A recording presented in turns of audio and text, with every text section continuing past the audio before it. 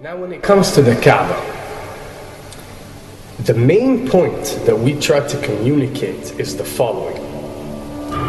In Islam or in the Quran, God teaches that if all mankind and if all the jinn combine to sin and move away from God, then God doesn't lose one atom's worth of His kingdom.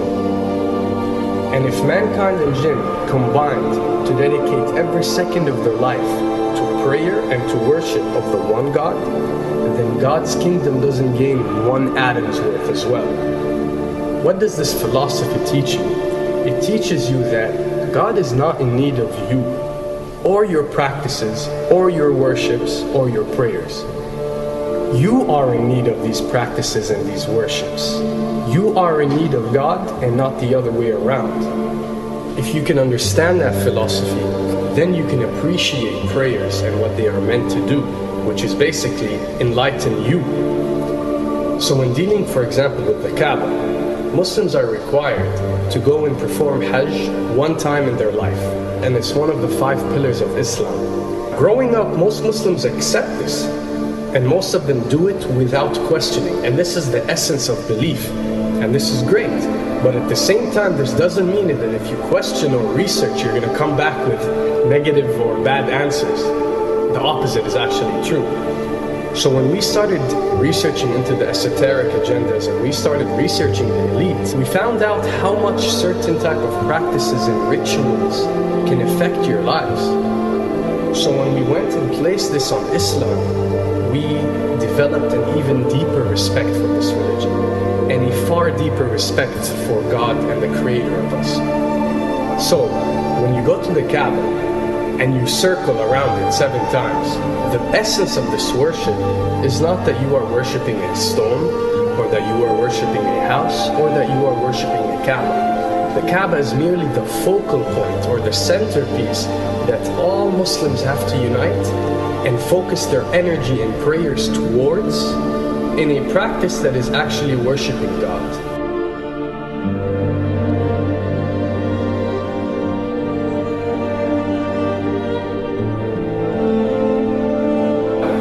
Now, going in circles counterclockwise does not break you away from time and space.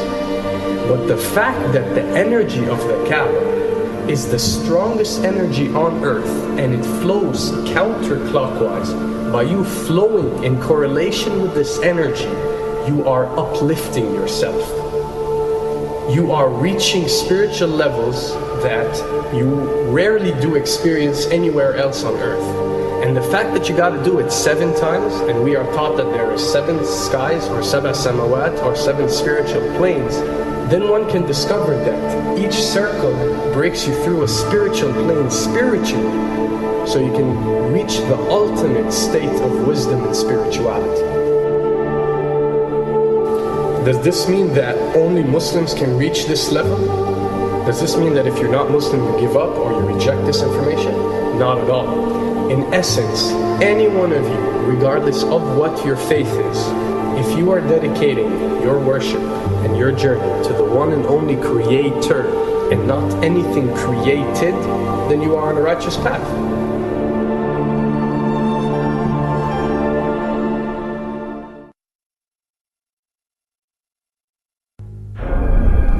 To begin with, the significance of 911. What you have to understand, and what we are trying to explain, is that when dealing with extra dimensions, or when dealing with beings from extra dimensions like jinn, for example, or when dealing with the Illuminati, or the elite, or people that follow a certain type of esoteric agendas, although me and you communicate through words and letters, they have chosen a different type of language. And this is a cross-boundary type of language. This is a language that goes across the boundaries, understood by all. And this is the language of numbers and shapes. And this is why whenever you do research about these groups, you'll find out that they practice something called sacred numerology and sacred geometry. What does this mean? It means that each number is given a meaning. Each shape is given a meaning. A meaning is communicated whenever a shape is presented or a number is presented by these specific groups. I'm not talking about random people or random groups. We're talking about specific groups that follow this type of agenda. When numbers are used, it signifies a certain type of meaning. When shapes are used, the same is followed. So, in their definition, in a numerological sense, 10 is the Alpha and the Omega, or the God. 11 is a step above God. 101 is a step above God. 911 or 911 is the skipping of God. It is the ultimate challenge. It is going from number 9, which has a specific meaning, to number 11 without going through 10. It's skipping God. So it's no coincidence that this event that we call 911 today took place on 911. It is the ultimate challenge. So now that we understood what 911 means, what other practice do we do that deals with 911? Calling a number whenever you are in an emergency. Now, creating an institution that helps people whenever they are in need of help and whenever they are experiencing an emergency is fine. There's nothing against it. There's no religion, there's no logical person on earth that will tell you this is wrong. But when you understand how sinister that these elite are and the way they work on a level that's way beyond what you think.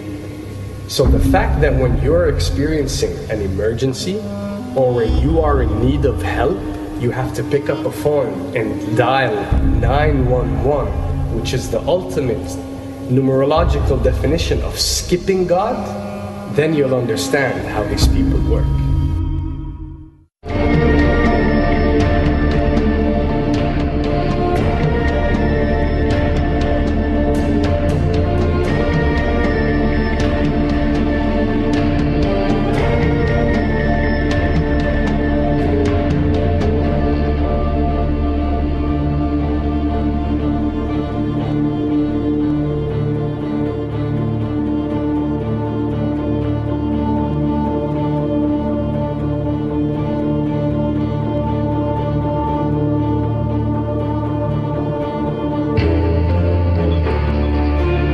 And when dealing with rituals, we recognize that everything adds up. For something to be a ritual, everything has to be in place, everything has to be perfect. And my advice is, if you want to recognize that something is satanic, it has to add up in all sense. The numbers have to add up, the shapes have to add up, the event has to add up, it has to have one general meaning. The pieces of the puzzle fit perfectly. That's when you recognize when something is ritualistic or satanic.